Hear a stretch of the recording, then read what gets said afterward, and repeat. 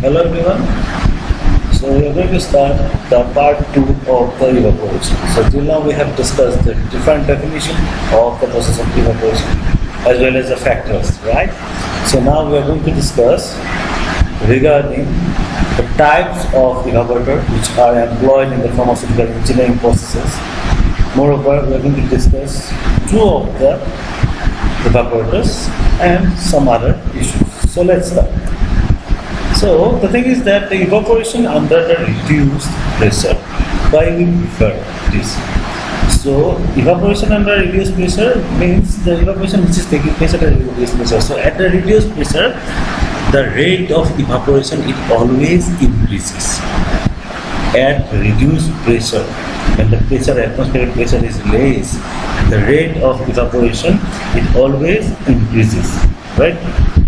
So the advantage is that the evaporation it occurs at a low temperature. Whenever you are going to reduce the atmospheric pressure, earlier suppose we need to provide 45 degrees centigrade, but the same liquid which now you want to evaporate, if we have placed this liquid in a reduced atmospheric pressure condition, now suppose 35 degrees centigrade will be sufficient enough to evaporate, to get evaporated. So evaporation it occurs at low temperature, thus with less risk damage to the heat sensitive material. So now if we are taking or if we are conducting the process of evaporation at the 35 degrees centigrade, then suppose the material also it will not get damaged, as well as the heating equipment it will not also get damaged.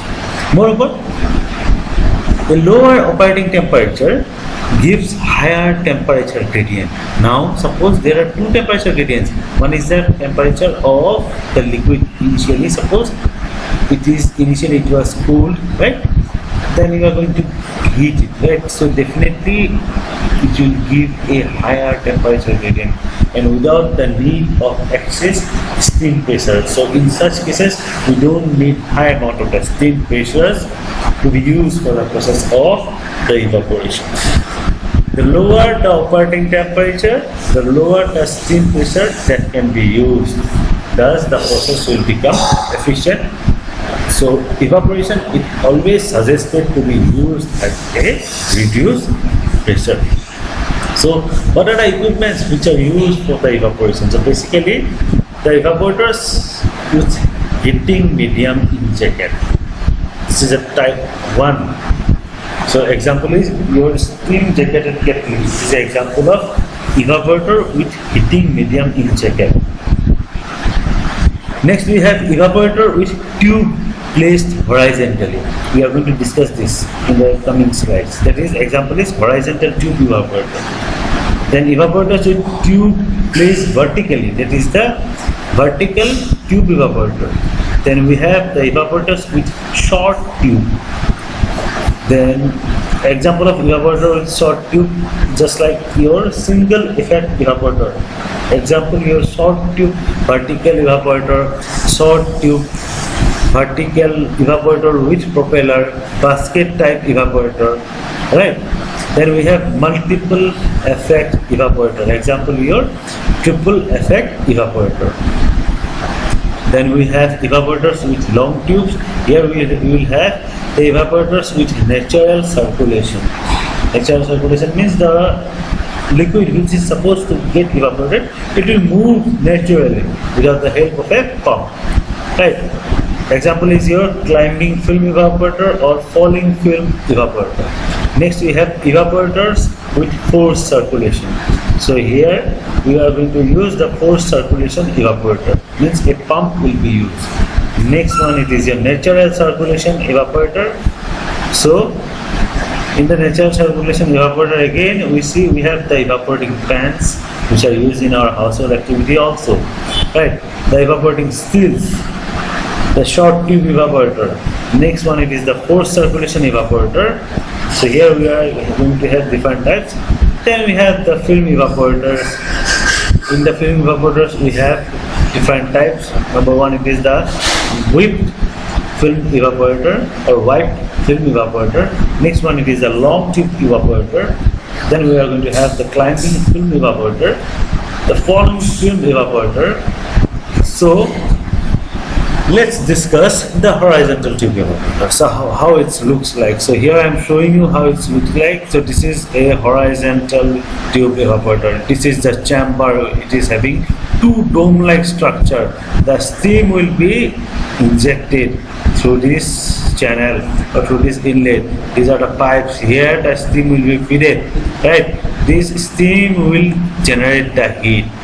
The feed or the substance which we want to heat or evaporate will be introduced from this side.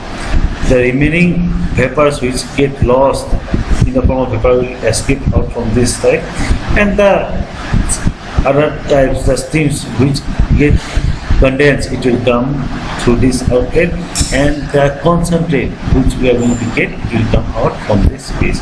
So the principle of the horizontal tube evaporator is that simple. The steam is passed through the horizontal tubes, right? These are the tubes horizontally, so which are immersed in a pool of liquid to be evaporated. The liquid to be evaporated will be fed from this feed, right? Now the heat transfer through this tube and the solvent, it gets evaporated and the concentrated liquid is collected. So construction. So how it is constructed? So a large cylindrical body with dome shape at the top, and the bottom is there, right? Which is made up of generally the cast iron or the plate steel. The lower part of the body consists of a steam compartment. This is the steam compartment. There is an inlet for the steam at one end, and the vent for the non-condensed gases at the other end, right? Then we have a condensate outlet provided at the bottom of the steam compartment. This is the condensate outlet, right? At one point, an inlet for feed is provided. The liquid which we are going to evaporate will come to this chamber through this inlet, right? And at one point there is an outlet for vapor is placed at the top of the, this is the dome. So the vapor, it will go out from this side or this pole, right?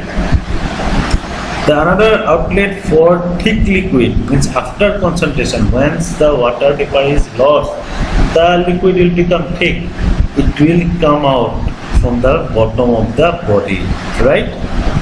So simply this is in a bigger area I have shown. So how it works? The feed is introduced into the evaporator until the steam compartment is immersed. So this steam compartment will be immersed by the hot steam, right? Then the feed will be introduced. Feed means the water which you want to evaporate. The horizontal tubes will receive the heat and conduct it to the liquid.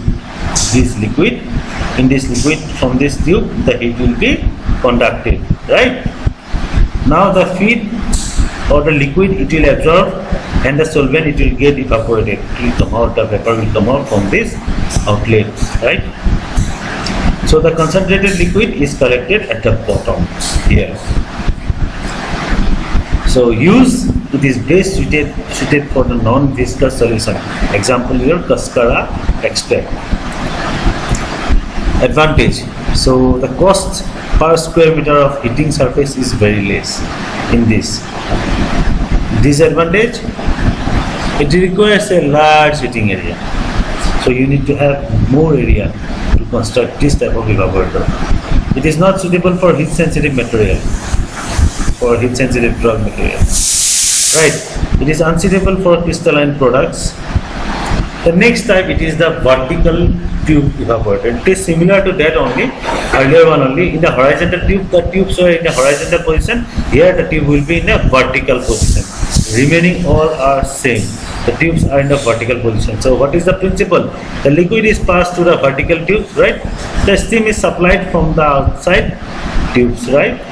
What will happen now? Heat transfer takes place through the tubes, and the liquid inside the tube, it gets heated. It will get heated, right? The solvent, it evaporates, the vapor, it will escape from the top, and the concentrated liquid, it is collected at the bottom, similarly, right? So here in a bigger size, you see just the tubes, they are now placed in a vertical position. So it consists of a long cylindrical body made up of the cast iron with dome shape at the top and bottom. Similarly, Here we are going to have the calandria. So what is calandria? So this is the calandria, this portion, this is the calandria. So the calandria are fitted at the bottom, which consists of number of vertical tubes. This calandria will have number of vertical tubes, and the diameter of the tube may be ranged from 0.05 to 0.075 meter. They are quite small tubes. The length of 1 to 2 meter. The length of the tube is 1 to 2 meter long. About 100 such tubes can be fitted within the body of 2.5 meter. If the body is of length 2.5 meter, then 100 such tube can be fitted. The inlets are provided for the steam and the feed. This is the inlet for feed, this is the inlet for the steam, right? And the outlets are provided for the vapor, concentrated products, and the non-condensed. So now working, how it works, the feed is introduced into the evaporator until the steam compartment is immersed. So the feed will be introduced until the steam, it is in steam compartment, it is immersed completely. Means it has gone completely drawn, right? Now the vertical tubes, it receives the heat and it conduct this heat to the liquid, right? So the feed, it absorbs the heat, the solvent begins to boil and the solvent get evaporated. The concentrated liquid is collected from the bottom of the outlet. So here you are going to get a concentrated liquid. Whatever liquid you want to evaporate, you will get here. The final product you will get here, right? So advantages, the main advantages is that it increases the heating surface 10 to 15 times then as compared to that of the steam jacketed kettle. So it is very efficient, first of all, right? The vigorous circulation enhances the rate of heat transfer. As there is a circulation vertically, the rate of heat transfer, it is more here. More units can be joined in this unit, means in this vertical evaporator, tube evaporator. But there are some certain disadvantages also, like the liquid to be maintained above the calandria. The liquid which you want to maintain, it always has to be above the calandria, right? So more amount of the liquid is needed actually. And complicated disadvantage is that it increases the installation cost. It is quite costly in nature. So the pressure has to be also maintained in this type of equipment. So cleaning and maintenance is difficult for the vertical tube evaporator.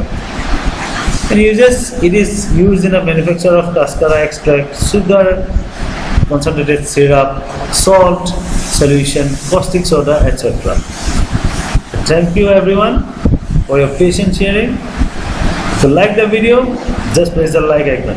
You can share this video with your classmates and colleagues. And for further notification from this channel, just subscribe my channel. Thank you once again.